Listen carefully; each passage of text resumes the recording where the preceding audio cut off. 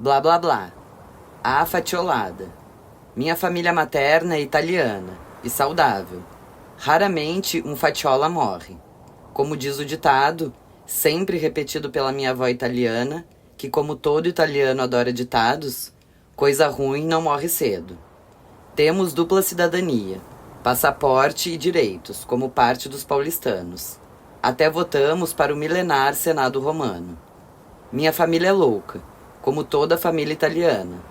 Tudo é um drama. Tudo é intenso. Vamos do amor ao ódio e do ódio ao amor antes da água ferver. E quando achamos que tudo está perdido, que a vida é uma desgraça, alguém se lembra. Ah, somos italianos. E passamos a ignorar a birra, o escândalo, o drama, que já identifico no meu filho de 1 ano e 3 meses. Já com dupla nacionalidade, que urra, ajoelha-se e esmurra o chão tragicomicamente. Joga a cabeça para trás e faz um drama operístico, quando contrariado, para a qual não damos bola, porque sabemos, é um ragazzino canastrão. Somos italianos, loucos e com problemas de peso. A única pessoa não 100% italiana da família era justamente a minha mãe. De sangue era, de alma, muito pouco. Eu queria ter tido uma mãe completamente italiana. Me pergunto se é normal um cara invejar a mãe dos outros. Passei a vida achando minhas tias, sogras e mães de amigos mais afetivas e carinhosas do que a minha, que por vezes parecia uma namorada birrenta e temperamental. Costumava bater o telefone na minha cara e ficava dias sem falar comigo, me evitando, me dando um tempo. Imagino que uma verdadeira mãe italiana jamais bateria o telefone na cara do filho. Meus avós nasceram na Itália e se casaram no Brasil. Ela de Módena, no norte, ele de Poliano a Mare, no sul. Um dos lugares mais lindos da Itália, de mar azul claro, em Puglia, um complexo rochoso no mar Adriático, cidade de onde veio uma comunidade grande de imigrantes e se instalou no Brás. Minha mãe foi criada num ambiente completamente italiano, em cima de um armazém de cereais, perto do mercado municipal de São Paulo. Era uma casa em que todos comiam muito, todos gritavam muito, choravam muito e dramatizavam tudo. Eram bem loucos, como toda a família italiana. Meus avós e suas 4 filhas, 4 mulheres, numa época em que elas não trabalhavam. Meu avô as preparou para o casamento e as proibia de estudar. Minha mãe decidiu não ser inteiramente italiana. Preferia se parecer com atrizes de Hollywood. Ficou obcecada por ser magra, a vida toda. Não comia. Nunca comeu. Um palito. Trancava-se para não comer. Como se trancava, lia sem parar. Lia em jejum no quarto. Era prática, culta, magra, sensata e workaholic. Tudo o que não se quer de uma mãe. Falei no passado, reparou? Quando eu queria colo de mãe, apelava para as minhas avós, tias e mães de amigos, a quem me apegava. Me apeguei até a professoras. Minha mãe deve ter me dado uns 4 beijos na vida. Me levou 2 vezes ao cinema quando eu era criança, para ver filmes que ela queria ver. Doutor Zhivago e Lawrence da Arábia. Uma vez fomos ao teatro no Jardim Botânico. Tiri Tiri Bang Bang. Tão poucas vezes que consigo enumerar. Eu passeava mesmo com minhas avós, tias e mães de amigos. Na adolescência, pedi mais conselhos à filósofa e coordenadora do meu colegial, que me recebia em sua sala, Malu Montoro, do que a minha mãe. Meu avô José era um homem bonito, forte, pele bronzeada, corpo atlético, olhos verdes e um sorriso irresistível. Ele se cuidava para ficar sarado, praticava esportes para continuar bonitão. E tinha uma casa de veraneio em São Vicente, para onde desde jovem ia a pé, de bicicleta, de trem. Dormia em praças e chegou a ser preso por vadiagem no histórico presídio de Santos, na entrada da cidade, hoje museu. Ele sempre se gabava de já ter sido preso por lá. Foi numa dessas idas para a Baixada Santista que ele quis dar uma de super-herói e saltou do vagão em movimento. Queria mostrar a todos que poderia correr ao lado do trem e chegar junto. Ele rolou e se espatifou no chão. Quebrou a perna. A família resolveu voltar para São Paulo, pois em São Vicente não havia bons hospitais. Foi internado no Samaritano, em Higienópolis. Ao sair do hospital e nas visitas médicas, ficou encantado pelo bairro. Belos casarões, ruas arborizadas, carrões. Viu o prédio do Colégio Sion e ficou encantado com a beleza da obra de 1901, do arquiteto Ramos de Azevedo. Sentiu-se na Europa. Descobriu que a escola era frequentada por meninas de boa família paulista. Para as filhas serem aceitas no Sion, era preciso serem apresentadas por alguma aluna da escola, e ele não tinha nenhum contato. Comerciante de cereais, seu negócio dava lucro. Enriqueceu vendendo arroz beneficiado. Tinha máquinas de beneficiar arroz espalhadas em 3 estados. Foi, ironicamente, apelidado pelos cerealistas de São Paulo de Rei do Arroz. Era o momento de deixar o Brás, bairro italiano popular, e morar no bairro nobre de São Paulo. Comprou um terreno em Higienópolis. Ao assinar o título de propriedade, descobriu que pertencia à família de uma freira do colégio, que abriu todas as portas, e as meninas foram matriculadas. Construiu uma casa. Mudaram-se para a Rua Maranhão. Colocou as filhas na escola francesa da elite paulistana, em que não estudavam descendentes de italianos. Uma Paiva, irmã mais nova do meu pai, estudava na mesma escola e ficou amiga de um Fatiola. Assim meu pai e minha mãe se conheceram, nas festinhas do casarão do seu Fatiola, em que o bate-coxa rolava solto e era famoso no bairro. Foxtrot que atravessava a noite, ritmo quaternário, forte, fraco, meio forte, fraco. Swing das grandes orquestras, Glenn Miller, Benny Goodman e do genial Duke Ellington, dançando nos cinemas por Gene Kelly, Fred Astaire e Ginger Rogers, 2 para lá e 2 para cá, com passos marcados pelos instrumentos de sopro, as famosas festas do seu Fatiola, que juntavam turcos, como eram chamados os sírio-libaneses, italianos, armênios, quatrocentões paulistas, portugueses, espanhóis, todos fãs de Sinatra e Cole Porter, e atraía também uma garotada à casa do velho novo rico italiano, que queria casar as 4 filhas. E assim surgiu a composição Fatiola Paiva. Sempre que escuto um foxtrot, me lembro da minha mãe dançando, estalando os dedos. De nome composto triplo, coisa de italiano. Maria Lucrécia Eunice. Ela me contou que na escola seu apelido era Italianinha, o que a deixava furiosa, e que davam reguadas na sua mão esquerda para forçá-la a escrever com a direita, quando o mundo pedagógico achava que canhotos eram uma aberração e que todos deveriam ser destros. Não deu outra. Retraiu-se ainda mais. Estudou como uma louca e se tornou a melhor aluna da escola. Dizia com orgulho que tinha entrado em primeiro lugar na Faculdade de Letras do Mackenzie, aos 18 anos. Repetia sempre: entrei em primeiro lugar. Para ela, o segundo lugar era uma derrota. Aos 42 anos, prestou outro vestibular.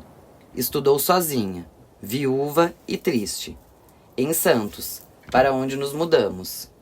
Estudou e entrou em primeiro lugar na Faculdade de Direito e se transferiu para a do Mackenzie. Uma prima conta que minha mãe estudava o tempo todo, que nós corríamos pela casa e ela estudava. Eventualmente olhava pelo corredor para checar se estávamos vivos, se não tínhamos incendiado a casa do meu avô Paiva, onde moramos em 1971 e 1972. Quando eu nasci, ela já tinha lido de tudo. Os russos, Dostoiévski e Tolstói, os franceses Balzac, Flaubert, Victor Hugo e Proust no original, e do inglês de Hemingway e Fitzgerald, passando por Henry Miller, além de toda a literatura brasileira. Era amiga de escritores como Lígia Fagundes Telles, Antônio Calado, Milor, Haroldo de Campos, colegas de classe do meu pai, além de editores e livreiros. Era fã de Érico Veríssimo. Dizia que a cada lançamento dele ficava na fila de livrarias, como os fãs de Harry Potter ou de iPhone. Nas salas das casas em que morei não tinha TV, mas livros, do chão ao teto. Nas paredes, as estantes eram recheadas de livros. Lembro de passar tardes brincando com livros abertos. Minha mãe sabia falar fluentemente francês e inglês. Não sei se falava italiano. Apesar de proibida pelo meu avô, ela fez letras antes de se casar e direito depois de viúva. Não foi ser na vida uma digna mãe italiana, mas uma advogada tão eficiente e requisitada que aos 70 anos nunca deixavam se aposentar. Ela tentava, mas dobravam seus honorários, mesmo quando o Alzheimer subia pelo elevador sem ser anunciado. Não exercia seu afeto por meio de afagos, mas pela praticidade. Nunca me disse, eu te amo, filhinho, mas eu sabia que ela me amava. Orgulhava-se de mim sem demonstrar. Percebeu que conjuguei no passado, apesar dela ainda estar viva enquanto escrevo, morando num prédio vizinho ao meu, provavelmente sentadinha vendo TV com alguma de suas cuidadoras, que ela adora e com quem se diverte. É uma confusão recorrente de quem tem um parente com Alzheimer, falar dele no passado. Antes eu senti uma culpa sem fim, por enterrar na conjugação verbal alguém que está vivíssimo e presente. Parecia um golpe do inconsciente, um lapso proposital, um desejo reprimido. Quem tem Alzheimer em estado avançado está lá, mas não está. E é a pessoa, mas não é. Pensa de uma forma peculiar. Talvez tais pensamentos façam algum sentido. Talvez ela tenha se acostumado com a confusão deles. Ou talvez deixe de pensar, já que eles não se concluem. Muitas vezes ela presta atenção no que dizemos. Às vezes, solta uma frase picotada que faz sentido, ou não faz, e pretendemos que faça. Por vezes, ela repete irritada. Blá blá blá, blá blá blá, blá blá blá, blá blá blá. Não sabemos se as vozes dos outros se tornaram para ela um longo blá blá blá, ou se aquilo sobre o que debatemos não faz sentido, não tem relevância, não chega a lugar nenhum, não passa de um enorme blá blá blá. Talvez o vazio de seus pensamentos não passe de um blá blá blá. A vida é um blá blá blá para quem sofre de uma doença que o afasta de tudo em volta. E toda vez que vejo alguém gripado se queixar de que está doente, eu penso que ele não sabe realmente o que é estar doente. Não tem ideia do que é uma doença que leve toda a cultura da humanidade a se transformar num besta blá blá blá. Que faça o debate político da semana não passar de blá blá blá. Os livros da estante são blá blá blá.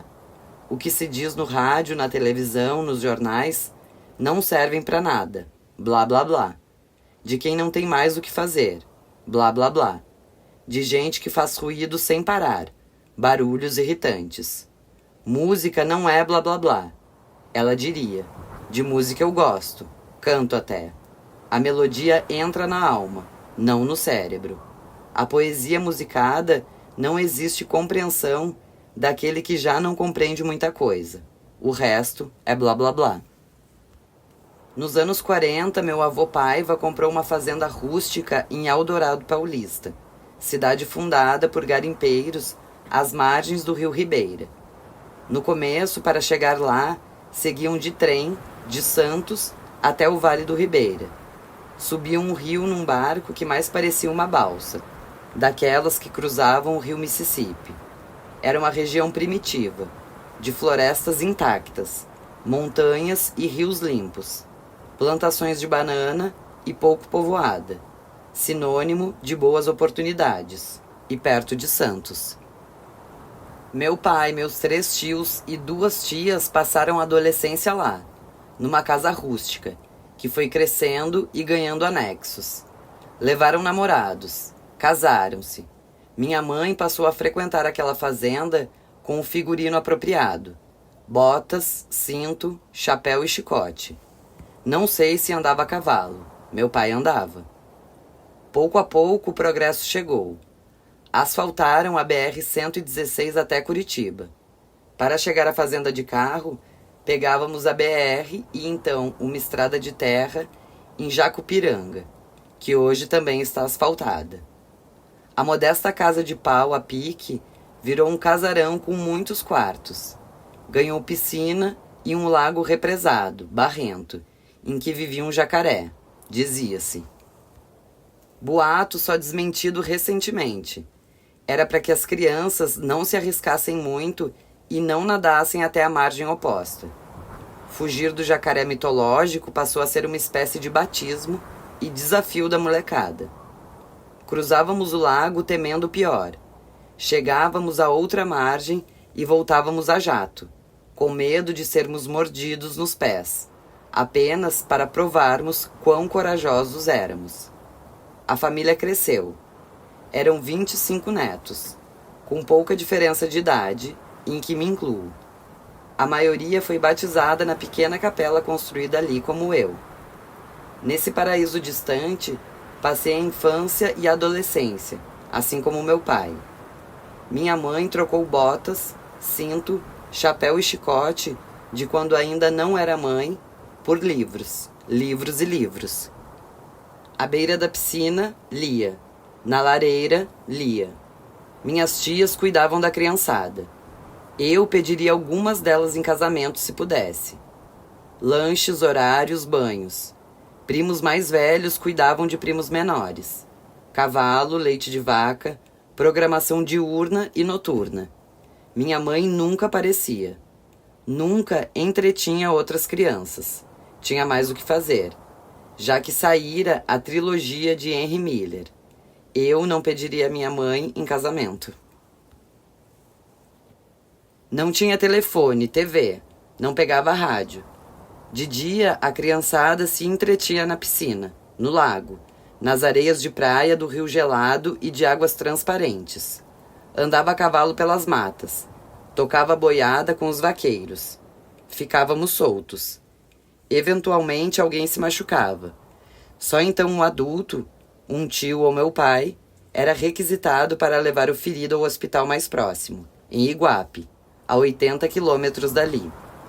Geralmente era o meu pai que dirigia como um louco e fazia o percurso em tempo recorde, rota que sabia de cor. Quando um primo rolou pela cachoeira, meu pai foi levá-lo. O que me deu uma tremenda inveja, pois era emoção garantida voar com ele por aquelas estradas de terra, e uma oportunidade rara passar algumas horas com ele. Meu pai tinha uma relação difícil com meu avô Paiva. Chamava-o de coronel, e o coronel queria que o filho engenheiro trabalhasse para ele. Minha mãe dizia que nos mudamos para o Rio porque meu pai não aguentava a pressão do seu pai. Meu avô plantava banana e mexerica. Quando era a safra da banana, tinha a festa da banana e se elegia a Miss Banana. Quando tinha da mexerica, elegia-se a Miss Mexerica. O mesmo galpão ficava todo enfeitado, caixotes e folhas. Toda a cidade aparecia. Era uma fazenda de 2.500 alqueires, enorme, que sempre crescia. Nem toda ocupada. Muita Mata Atlântica intacta, primitiva e mananciais. Muita gente de Eldorado trabalhava na fazenda. A cozinheira Silvéria, no seu enorme fogão a lenha, mandava mais do que a minha avó. Magra, alta, cozinhava muito, e eu a pediria em casamento se pudesse. O mordomo gay, Vadinho, servia de jardineiro. Morou depois com a minha avó em Santos e São Paulo. Cuidou dela, dirigiu para ela. Cozinhou, organizou festas até morrer de AIDS. Escutava Raul Seixas na vitrola. Não gostava muito de crianças, mas quando viramos adolescentes, passou a nos curtir. Eu sou a luz das estrelas. Eu sou o início, o meio e o fim. Era tudo ao contrário. Meu avô criava dogs alemães enormes, com nomes de cidades japonesas. Nara Kyoto, mas quem mandava mesmo era uma cadela vira-lata, pequena, irritadiça, que odiava crianças.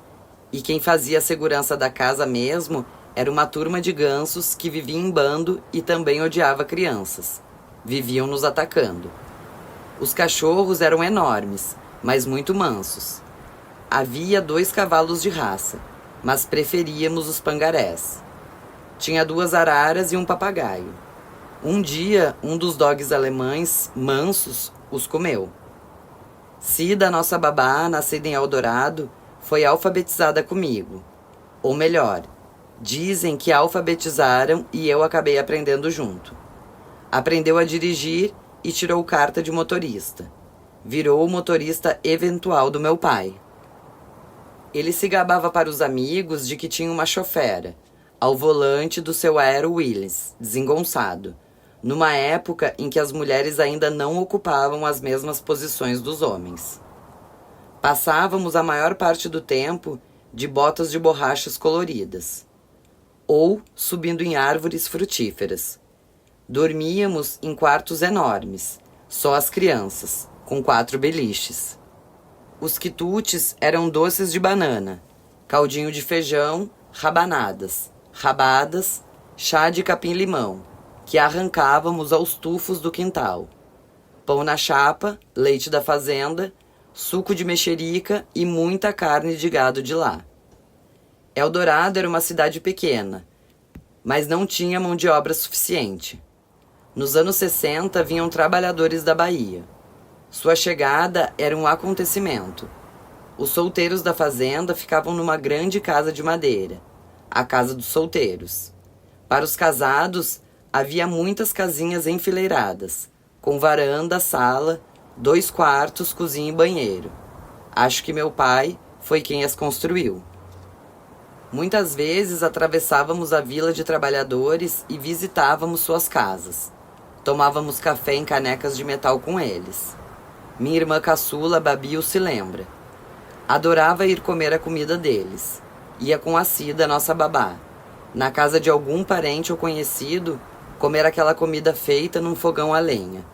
Adorava o feijão, arroz com farinha que eles ofereciam num prato de alumínio amassado. Achava delicioso o arroz molinho com feijão. À noite, os adultos iam para a sala de estar do meu vô, com poltronas de couro, tapetes chineses e lareira. Só maiores de 10 anos, ginasianos, tinham permissão de entrar. Quando os netos começaram a fazer 10 anos, a regra mudou.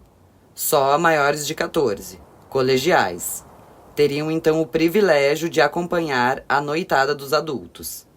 Restava para os menores o terraço. Lá, as brincadeiras de salão eram organizadas pelas tias e pelos primos mais animados e criativos. Fazíamos coral, com músicas da Jovem Guarda, peças de teatro, em que representávamos histórias e lendas da região, jogos de adivinhação, e cedo íamos para a cama, para antes do sol nascer, bebermos leite diretamente da vaca na cocheira ao lado. A cidade de Eldorado ficava a pouco mais de 2 quilômetros de distância. Às vezes, animados, fazíamos o percurso a pé, pela estrada de terra. Todos os primos, cantando para comprar sorvetes, um rolê pela praça central, visitar amigos, comprar varas de pesca e, quem sabe, arriscar uma sessão no único cinema da cidade, que passava de Chaplin a Mazzaropi, meu primeiro ídolo. Procissões em feriados religiosos, não perdíamos uma. Até cantávamos as músicas religiosas arrastadas e de vogais abertas. Coro desafinado que percorria as ruas da cidade. E nós, os primos, arriscávamos a nos misturar entre os campos de pelada. Claro que as crianças de Eldorado jogavam muito bem, e tomávamos um baile. Os trabalhadores da fazenda resolveram montar um time próprio, que treinava num campo ao lado de suas casinhas, e tinha até uniforme. O clássico da região era contra o time de Eldorado, num campo gramado na entrada da cidade, cuja encosta, também gramada, servia de arquibancada. Caraitá era freguês de Eldorado, que era freguês de Jacupiranga. Era a rotina dos 3 meses de férias de verão. Nem sempre os pais ficavam conosco. Deixavam a molecada lá, sob o comando da minha avó. Sempre a mais animada e brincalhona, e só apareciam no Natal. As tias, como minha mãe, ficavam, entediadas ou não. Contávamos os dias até o Natal, quando os pais apareciam. Vestíamos a melhor roupa. Apenas no Natal era permitida a entrada de toda a criançada na misteriosa e imponente sala com peças de marfim. Na poltrona do meu avô havia 2 cabeças de tigre com dentes esculpidos em madeira. Abriam-se as portas e solenemente entrávamos por fim naquele templo sagrado em que os adultos passavam as noites debatendo sobre os mistérios dos negócios e da vida. Num piano de cauda, eles se revezavam. Chopin, Beethoven, marchinhas de carnaval, choros. Bossa nova? Não, muito ousado. Só minha irmã Veroca e minhas primas mais velhas tocavam no violão, que aprendiam nas férias com o professor e o único músico de Eldorado, que era apaixonado por todas elas. Cada um exibia o seu dote, e claro, rolava o bife, música infantil que todos sabiam tocar. Muitas mãozinhas apertavam juntas aquelas teclas, revezavam-se, batucavam. O grande momento era, enfim, abrirmos os presentes, embrulhados e secretos, ao redor de um pinheiro que cresceu na própria fazenda. Brinquedos do meu avô eram chineses, alemães, caros e sofisticados. Que vidão! Para mim, toda criança tinha direito a uma vida como aquela.